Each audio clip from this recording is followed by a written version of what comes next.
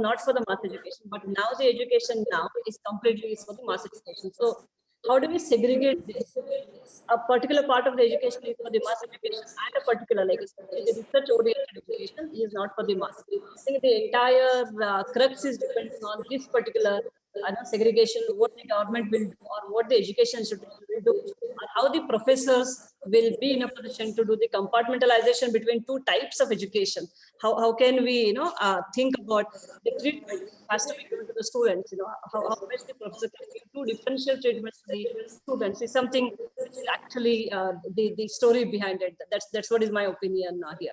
What do you, Mr. Praveen Patil? Okay, wonderful, great thoughts. I mean, these are very thought-provoking, points, and I think we should, Dr. Khandekar, incorporate this into our recommendation as well. I think it's a very important point. It's not something that will happen tomorrow morning, but I think it's a wonderful input that creativity has to be instilled in children from the beginning, from the very beginning, and that's where the seeds of innovation will be sowed, and it will not happen, So great. That's a good input from academicians and industry. We have both on the table here. Can we have a quick follow-up and check when are we getting Rajiv ji on the line? I'm just calling him, sir. Yeah. Praveen ji, if I may continue on that dialogue. Yes, Sanjay ji, please. Is that I completely agree with Khandekar ji that the way we teach in classrooms has to change in the sense that we have to engage students with corporates, like they should come in as honorary faculty kind of thing quite regularly, and you have that example in your campus itself. It's a school of government where politicians and MPs come and talk to students, engage them in discussion, inculcate that spirit of, actually it is teaching how to be a politician, how to inculcate value of democracy and all these things. Similar things can be inculcated into school of business kind of things. What we don't have is school of business. We have school of government that you have instituted. But a similar experiment has to be done at other levels also to make students engage with corporates and also motivate corporates to invest in R&D incubator center at universities. These are my thoughts that came from the discussion. Correct. No, so Sanjay ji, what all of this is happening quite well at the higher education level. For instance, if you see the industry internships for students is quite active at higher education level. Internships, placements, guest lectures. But I don't know if things have changed now. But as long as we were in the school, we never. I don't remember any guest lecturer coming from outside, any innovation example coming from outside, or we going for an internship to a company or a factory or an organization. We were all the time focused on our studies, on our syllabus, So that and I don't think there is a change even now in that system. So we continue to have the education the way it was happening there. There are a lot of developments and changes in the higher education segment for sure, and I think that is enabled, or a lot of changes have come in because of privatization of higher education. I mean, while we've got education privatized at the younger age also, but the higher education, we see a lot of industry interaction. We don't see so much at the younger age, Praveenji, can I come in with your permission? Yes, please. Okay. Sir. So I think Sanjay ji raised a very good point here.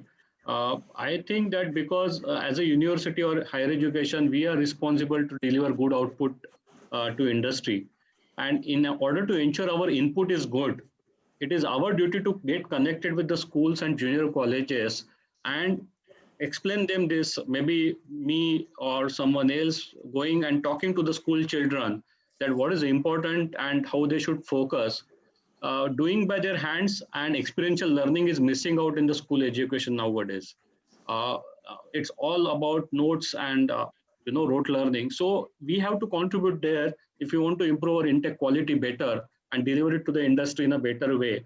I think it is now our duty as a university to go to the early education and handle them in this different changing world. Pravinji, can I come in for a moment? Sure, sir, sure. One just out of the box thought I'm having is, there are manufacturing companies all over the country, medium, large, or even small. Okay. There are schools which are there all over the country. Okay. I'm not talking of colleges, I'm talking of primary schools. Can we not get the primary schools attached to 2 or 3 organizations? Attached means that, and get these students at the age of 7, 8, 9, 10, 11, whatever, to come and visit the factory floors and let the industry people say, these are our overall broad challenges. And let the students think about it. They are on the factory floor for, say, 2 hours. You invite them over, give them a challenge, pose them a challenge that we face in our line of business. Let them go back to their classrooms. Let the professor or teacher enable the whole process, and you will be surprised what kind of ideas they'll come up with. Absolutely. Now, this is really creating and nurturing creativity. There are companies, you see, all over the country today. There are schools all over the country. Why don't we just tie them up? Yes. As simple as that. And maybe it's a process in nurturing creativity. The students will start thinking, ये company ये बनाती है, कैसे बनाती है, क्यों बनाती है? Why can't it be done this way? Why can't it be done that way? These boys are completely fresh in their thinking. So Absolutely. I think that initiative can be taken. Sure. I mean, that's so rightly said, because as you grow up, you get accustomed by what you see, and then your mind starts thinking the way it's accustomed to think.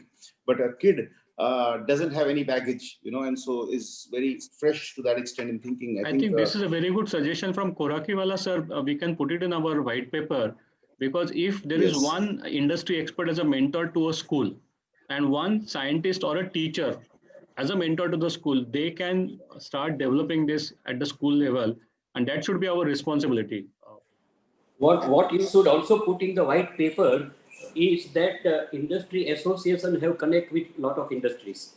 So actually industry association also should come in these efforts, and should talk to their members who are industry members to go to schools regularly. We have our young leader forum where we have young entrepreneurs who have been successful in their startups and all. They can go and talk to them, and we can do our bit. IMC with YLF will do their bit with MIT to start with. Yes, I think. Yeah, I think it should be a two-way kind of a process where we take some effort. IMC can take an effort, and schools take some effort, and I think that's the true sense of building that ecosystem that we're talking about when we opened up the dialogue with Korakiwala ji in the beginning. I think it's a good point that has come up. We must document this, and Dr. Khandekar, let's work offline to see how we can build this ecosystem on nurturing minds at the very young age, and I think that sense of innovation we should be able to build up from there. Yes, Dr. Haridas. I was thinking on the other side that whenever we think about the innovation, fortunately or unfortunately, we connect that only to the scientist, science and technology and scientists. So there are a lot of innovation. It has to be done, maybe related to the sustainability, maybe related to, policy-related issues. A lot of innovation needs to be done in those things. Maybe if your white paper can have a different section about, even the overall innovation which needs to be done at the national level, possibly that may be one of the way to take it further. That's just a suggestion. Maybe you can think about that. No, absolutely. I think there are some great points coming in the question answer box from various attendees. There's one question coming here. Dr. Khandekar, you may want to take up this from one Mr. Jobin. Sir, is startups like Byju's killing our education system? Sir, am I asking you a difficult question once again? No. I am convinced, yes. I am convinced, yes. any coaching class which gives you cookbook knowledge is in terms of nurturing creativity is a killing. Okay. So so anything which is ready-made coming on the platter stops your brain from thinking. So maybe in our days there were guides and navneets and 21 expected questions. That used to kill our creativity. Now this online education platform, we should have, as I mentioned, the student instead of sitting in the classroom right from 4th to 7th standard, they should be exposed to the botany, the zoology, the social, the environmental part of it, even the cultural part of it. And doing an experiential learning will only create creativity. I'm a firm believer of that. But what we do is we make our students sit on a writing table and do notes and learn all of that. And then they close their brains. They just focus on what they will do to get marks.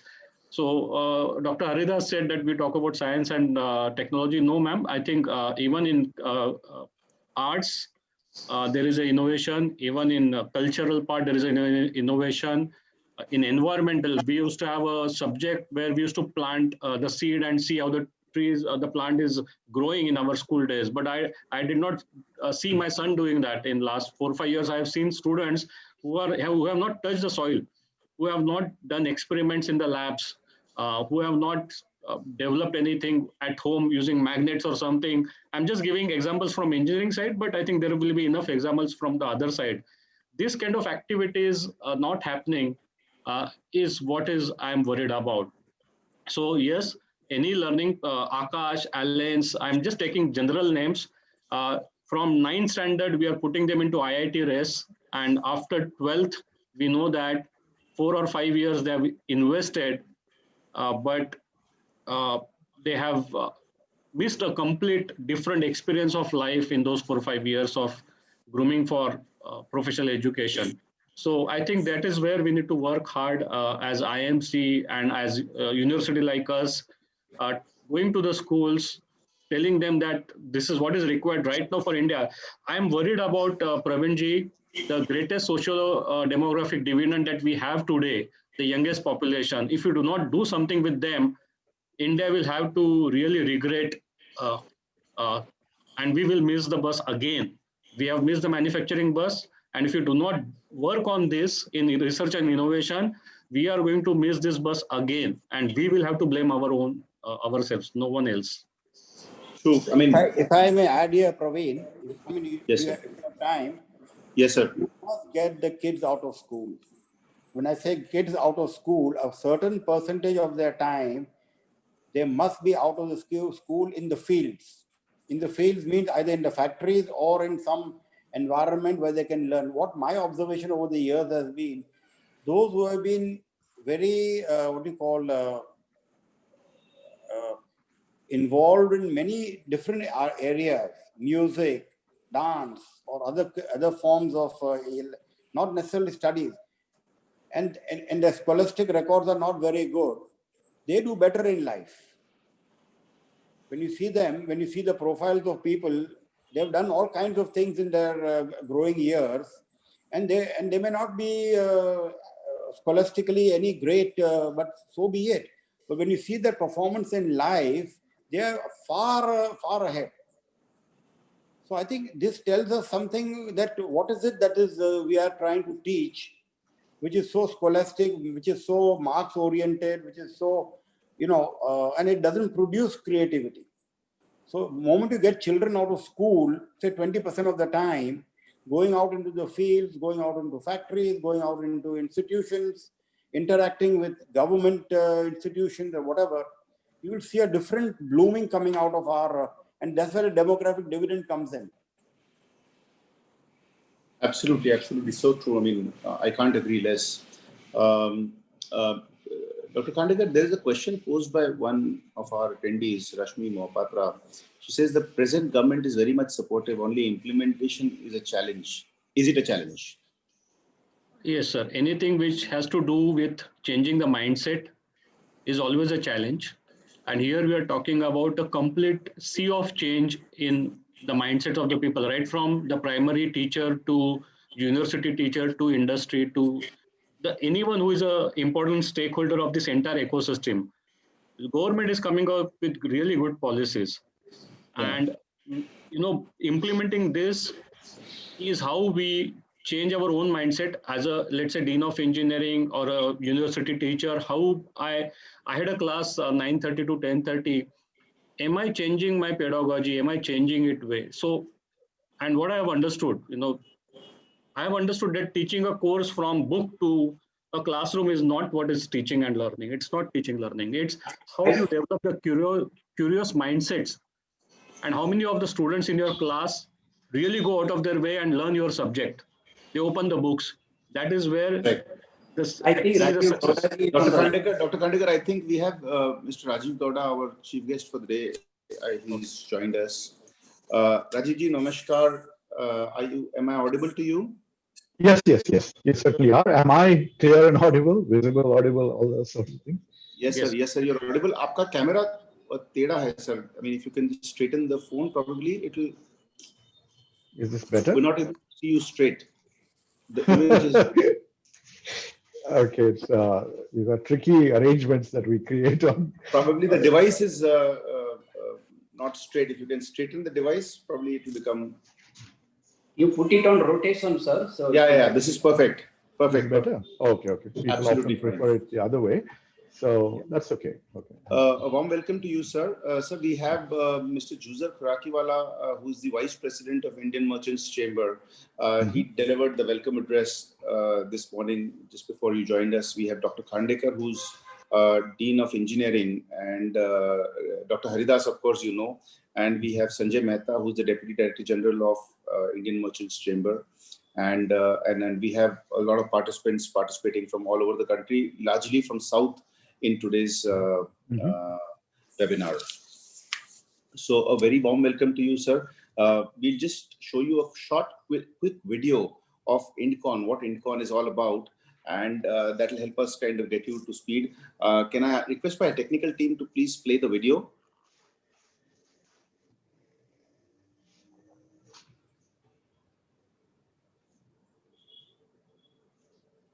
Nilesh, technical team, can you please play the video?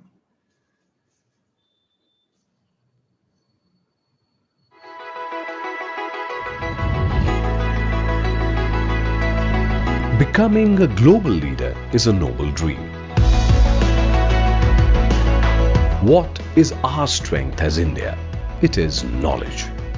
The strength of a nation in the digital age we find ourselves in is governed solely by its research and development index.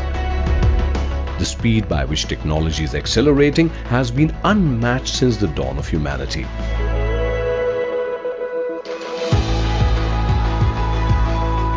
India boasts of the largest manpower pool under the age of 30 in the world. Though we have potentially a gold mine of researchers with us, we barely produce any research. We have to import technology from nations like China. Our universities and our industry do not seem to share the deep connection that they do in countries like the US or China. That is why the IMC's Knowledge Committee, in association with MIT World Peace University, are hosting Indcon, a revolutionary online conference between industry and academia. The way for India to become a global leader lies in its repository of knowledge.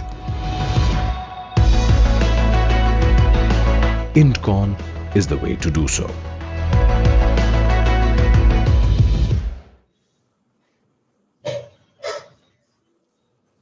So, sir, just before you joined us in the session, we were.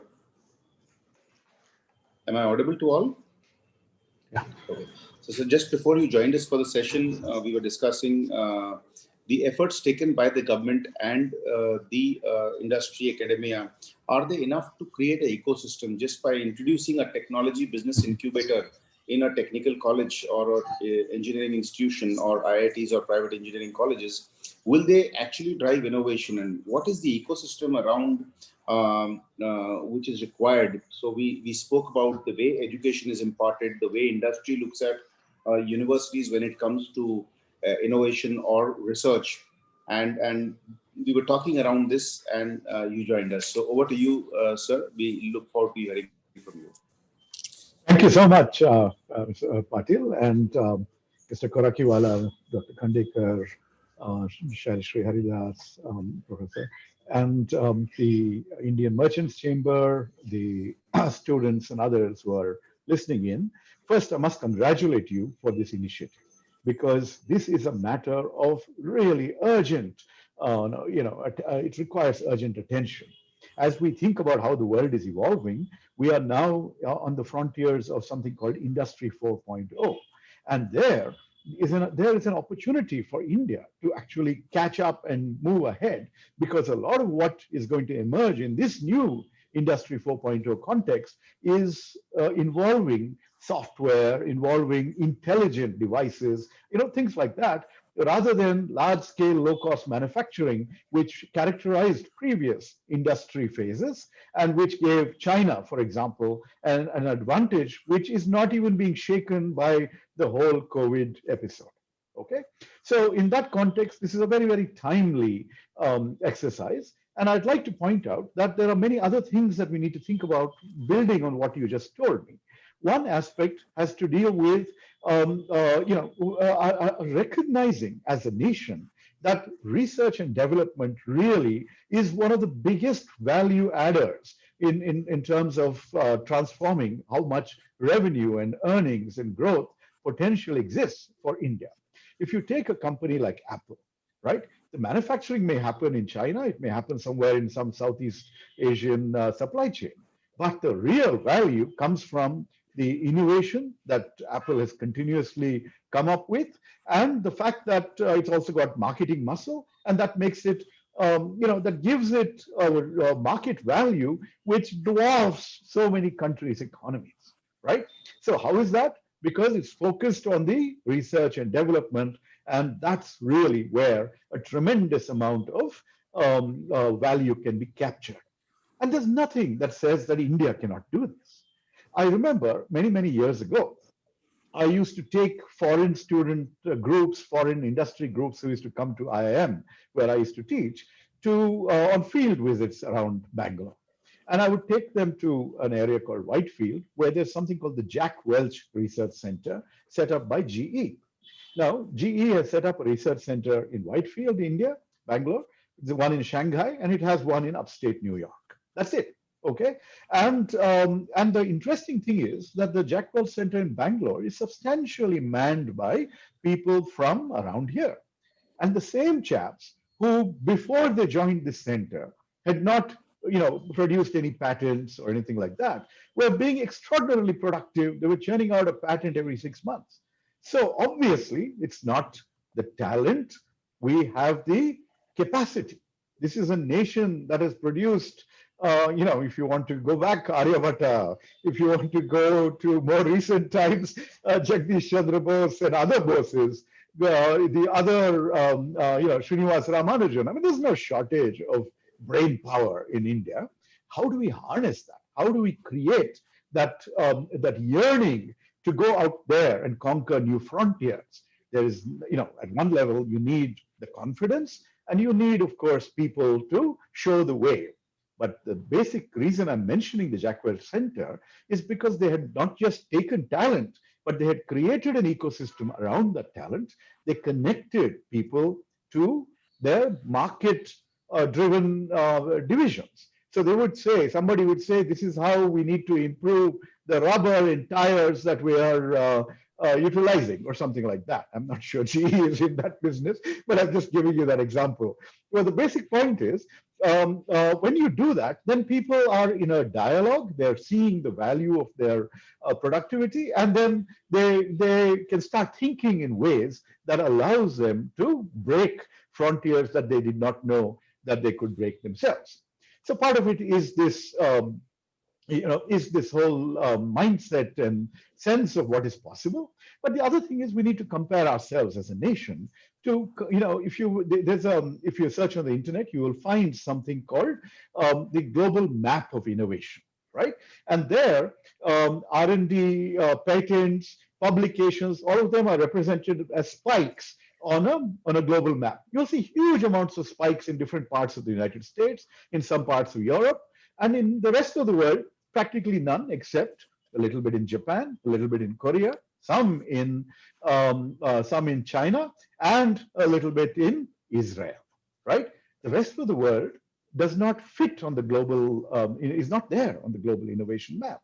And why is a big country like India not there? How did China manage to catch up and move ahead? So when you think about all this, we need to think about the topic of today's discussion, which is industry academia linkages, right? Those are actually crucial. So there's a role to be played by government, there's a role to be played by academia, there's a role to be played by industry, and we need to create systems and incentives and structures around all of them to ensure that there is synergy, that there is that we just change the way we go out there and make a difference to society. And when you think about that, in India, R&D spending is only about 0.6% of GDP in 2018. It's actually declined from 8.8% in 2010 to 0.6% in 2018. If you compare this with other countries like Japan, Germany, US, etc., overall, R&D spending as a percentage of GDP is Japan 3.2, Germany 3%, US 2.8%, even South Korea is 4.8% and China 2.2. So, and then within those countries, a lot of that, the government share may only be 10%. The private sector is actually 70%, universities another 20. Right? In India, it's about, government 75-80%, and the rest is scattered. And universities, strangely enough, don't even spend very much on R&D. Okay. So basic point is we need to get over another mindset challenge which occurs in academia, which is that we should not be pursuing money. We should not be commercializing, the purity of our quest for knowledge, things like that. There is absolutely a role for pure research, for the pure pursuit of knowledge creation, but there's nothing that says that you should not also have a role in going out there and commercializing, making your ideas more practical. This is a much more vast and complex subject. Some scholars and researchers need to be left alone to do primary research and something that may see applications 30 years later. But there are enough others across various domains who do need to, whose talents need to be harnessed, thinking about transformation into products. And that's something that would make a huge difference in India. Now, when I talk about government, one of the good models to think about is the United States. Okay, and I can assure you, even though I'm a social scientist, I got my PhD at the Wharton School, I did a postdoc at Berkeley, and I was a professor at Oklahoma. They create such a wonderful ecosystem of research grant competitions, conferences where you present your work, journals and publications where peer-reviewed knowledge is shared, and then there's something called a tenure track system in academia where you're judged on the basis of how productive and how impactful you are on the creation of knowledge in your discipline. At the end of that 6-7 years that I took to get tenure, I've internalized productivity. We cannot stay quiet. Even as I prepared this presentation to discuss with you all about this topic, my mind was immediately, okay, not only should MIT produce a white paper, maybe I should also, under my NGO banner, produce a white paper on this topic. And because I have access to Parliament and my colleagues and everything, try and refine the bill that is languishing on how to go about changing the whole ecosystem, what role government can perform and how the ecosystem can be nurtured. Now, in the US, there's something called the Bayh-Dole Act that came out in the 1970s, and that basically allowed universities to commercialize and retain some of the benefits of patents. Some of this worked very well, some of it didn't. The negatives were really that it didn't share enough with the researchers themselves. And so this can lead to situations where a lot of them get poached by industry and leave. We don't want that to happen. But there was one other negative effect, which was in the biotech industry. Many patents were produced, which essentially became roadblocks for others to and raise the price for consumers. So this is we need a much larger understanding of what's going on before you can actually fine tune legislation of this sort. But let me get down to the key issues that I think both academia and industry have to take, and I'll also mention what government needs to take. Right. So first thing from the industry's point of view, you need to create internships. You need to engage with professors, go visit them and say, how can we talk and work with you? There are numerous centers of excellence across the country. And in fact, one of the problems with India is that too many of them are siloed.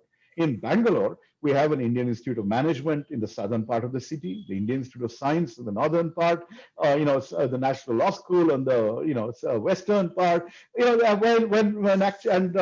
the Institute of Bioinformatics on the eastern part.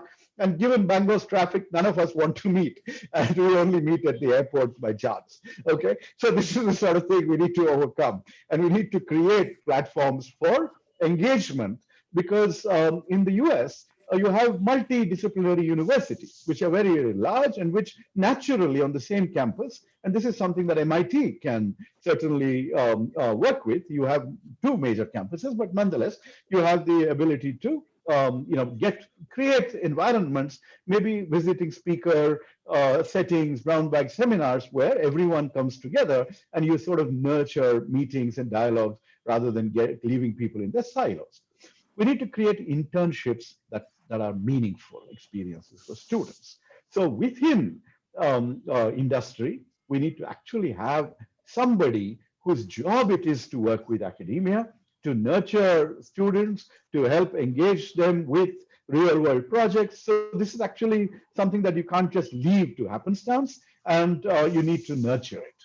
And then when you think about academia, they also need to create a center for applied research, a center for industrial consultancy, basically engagements in such a manner that they would allow all these other dimensions that scholars don't want to be bothered with, but they would actually take care of the interface, ensure that academia's autonomy is not affected, but they can help push the whole process forward.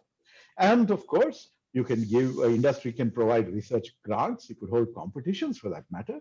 You could set up industry labs. You could endow chairs in universities. They could even be just for a short period. They don't even have to be millions of dollars worth forever. And there have been lots of top universities. IIT Delhi has a IBM center. There are a whole bunch of such initiatives that can really help build this engagement between industry and academia. And within industry as well, you need to put people in place who are what we call boundary spanners, who are not people who are confined to just one discipline, but who can meaningfully engage across boundaries. And think of all these as longer term relationships and move forward. The other thing for universities is that you also need to have people within the university who are familiar with technology transfer and who are able to.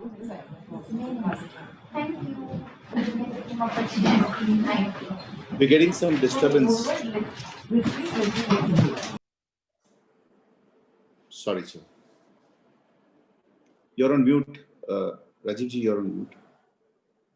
Okay. Yeah, okay, that's fine. Yeah, sure. No, I was muted rather than I got I understand. No worries. This is all part of the new age. Anyway, the basic point is universities also need to find a way to nurture this rather than to turn this into a stick You should not hammer professors and say, you have to show so much, you have to demonstrate so many patents, you have to demonstrate so much grant funding, because different people will find their own balance along the way. But you should encourage them. You should provide flexible schedules that will allow, for example, a professor to spend a day a week in a company setting. So numerous other things are there. And certainly, when I was able to bring in a lot of grant applications successfully from the National Science Foundation, other entities in the US, we had a whole grant support office in the university that really helped. In India, under the new national education policy, there is going to be the setting up of a National Research Council, which is going to have competitions. And so we need to find academic support institutions which will ensure that the process becomes seamless. Okay. Then when you think about what government needs to do, we need to think about providing incentives to encourage academia industry collaboration. So years ago, there used to be something called the Protection and Utilization of Public Funded Intellectual Property Bill. In the UPA years in 2008, there's a Higher Education and Research Bill. All of these need to be looked at once again, and we need to create even the legislative support that will provide the framework to make all these things happen. The government can also provide online portals and other kinds of facilities. Now that we're all used to working together on Zoom, India need not be seen, as geographically restricted in any way. We will be able to connect anyone from any corner and with any corner of the world, right? So the real challenge, of course, is to think about what else that government can do.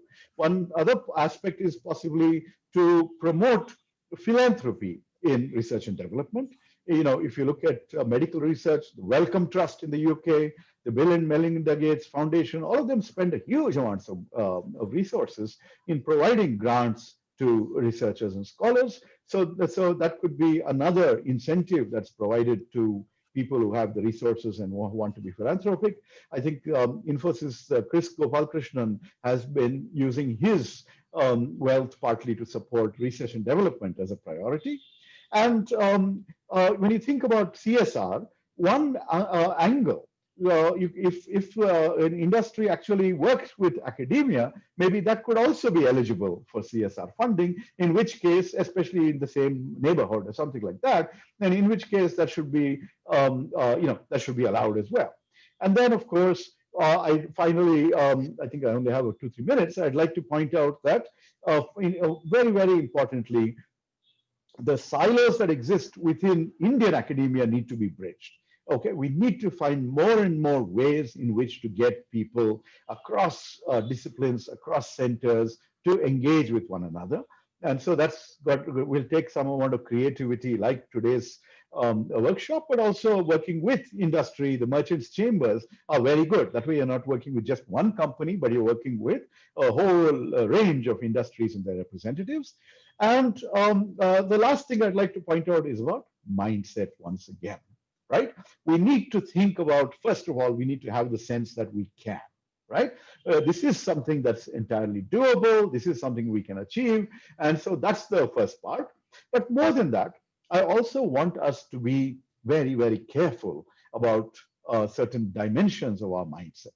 I've seen in India, there's a lot of people who focus on shortcuts. There's a Chalta Hai attitude. There is a certain amount of plagiarism. Even when you started to say you have to publish articles for promotion, you suddenly see all kinds of low quality journals. Let me be diplomatic here. Low quality journals emerging. You see a lot of people, even in their PhDs and afterwards, fudging their work, plagiarizing. None of this should have a place. What you need is the pure mindset of we are going to sincerely do a good job of this. And if you create the other elements of the ecosystem, it will become possible. People will love knowledge creation. You will not see people running away to write software code or join a startup. They will say, I want to stay in science and in industry-related areas. So that's the sort of aspect that we need to think about.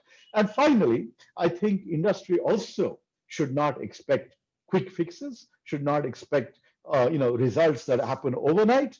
You should be saying for every 100 projects that we engage in, we might find one diamond in the rough in one, right? One breakthrough in one. So we have to be realistic about all this. And I think if we go about all this, and if we also can figure out the different dimensions and build on the discussions that have been taking place elsewhere and are taking place today, I think we will be in a position as a nation, as Indian industry, as Indian academia, to be not just Atmanirbhar, to use the new phrase, but to be world conquering in terms of our capacity and capability. There is just a tremendous amount that we can do. And the last word I would have is we should also think about who all are out there from our own institutions, from our own networks of classmates and students in the rest of the world who are doing amazing work. How do we re-engage with that diaspora? How do we find ways to take the best ideas and practices? China has done an extraordinary job of this. There is nothing coming in the way of India. We just haven't focused on it. We haven't done enough. This is an agenda that I would be happy to be involved with going forward. Thank you for inviting me. Thank you for initiating this. And let's stay in touch with, I look forward to staying in touch with my old friends and colleagues at MIT and seeing how this can all be taken forward in a constructive manner. Thank you very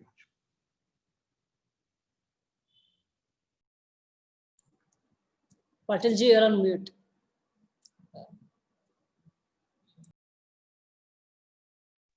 My apologies. What an impressive speech by you, sir. It was really enriching, and I heard every word of what you spoke. And let me begin this by saying that we would like to invite you to jointly, help us or guide us prepare this white paper that we're working towards. We already have the Western India white paper, which includes Pune and Mumbai, and then the Delhi Northern Belt, which includes the NCR, Chandigarh, and we had a huge participation from the north, and now it is south, which includes Bangalore, Chennai, and we would be then going to the eastern part of the country also. That way we would have covered the whole country. And we sincerely request you, sir, to please help us, guide us, or probably jointly, if we could prepare this white paper along with you, which we intend to present to the Prime Minister and to the Government of India as our recommendation, which will include industry, academia, and the government officials who participated through the journey along with us. It was very interesting, and for the interest of all our viewers, I'd like to share with you Mr. Rajiv Gowda is an Indian politician. He's an academician. He's an academician and Indian politician, let me put it this way. He's a former member of parliament in the Rajya Sabha, and he's a national spokesperson of the Indian National Congress. He also currently serves as the chairman of the Congress Research Department. And he was a professor of economics and social sciences and chairperson of Center for Public Policy at the Indian Institute of Management, Bangalore, and has taught a range of courses at this prestigious institution. He served as director of the Central Board of the Reserve Bank of India, and he's currently the advisor for Bridge India, a progressive non-profit think tank set up in London in 2018. Sir, it's a pleasure to have you today here with us. You already spoke about your education qualification and what you've done in the past. It's really a pleasure to have you, sir, and we're really overwhelmed with your presence. And we look forward to your support, in helping us prepare this white paper along with you, sir. Thank you very much. I want to point out that this is a matter of personal interest. And as I said, there is a policy, including legislative angle to this. So once you're done with your seminars across the country, let us re-engage. Sure. And my team and yours, or we can all work together.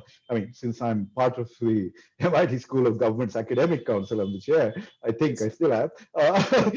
Yes, you are. So I should say our teams can work together and make this happen. We'll be in touch on that. So thank you very much. All the very best, and I'll carry on. Okay, all the very best. Thank you. Sure, sir. Sure, sir. Sure. Thank you very much. Thank you very much. I request Dr. Khandekar to please propose vote of thanks before we conclude this session. Okay, it's indeed an honor to propose vote of thanks on behalf of IMC Chamber Knowledge Committee and MIT World Peace University. Let me first thank Rajiv J. Goda for sparing his valuable time. We all knew that he was busy in a function which is very close to his heart and a very close function, but still he could. Sir, thank you so much for sparing your valuable time. And all your points are noted down, sir. And as you said, we are one as MITWP, and we will work out on that paper. Thank you so much for sparing your valuable time, sir, today. Then I would like to thank Khurakiwala, sir, for those fantastic opening remarks. And the discussion went to the point that how we can help school education to nurture that creativity and innovation at the early stage. It was a very fantastic discussion, and Khurakiwala, sir, your opening remarks were also noted down. And we will soon send you a paper for your review, and we will take your inputs and accommodate those inputs in the white paper. I must also thank Sanjay Ji Mehta for participating in the discussion and sparing your valuable time today. I think that initial discussion has given us different dimension to look at this, the challenge that we have taken to connect research, academia, industry, and government together. I think that initial opening discussion will definitely help us. I would also like to thank all the IMC team for this organizational effort. It's a challenge for all of us to conduct this Indcon event across India in various locations, but your team is doing providing all the support to MITWPU's team. Lastly, as a third person, as the organizing chair of this Indcon, I would also like to thank MITWPU team, Praveen sir's team, for the entire support, the promotion, marketing on all social media. We are live on Facebook right now, and so many people are watching this live. So thank you, Praveen sir, for your entire support in this. And lastly, all the participants who wrote so many things in the chat box, I think we should also take a backup of the chat box where a lot of suggestions have come, and we should try to address that in our white paper. So thank you, participants, for your time and active involvement in the discussion. We have long paragraphs in the chat box where fantastic inputs have come.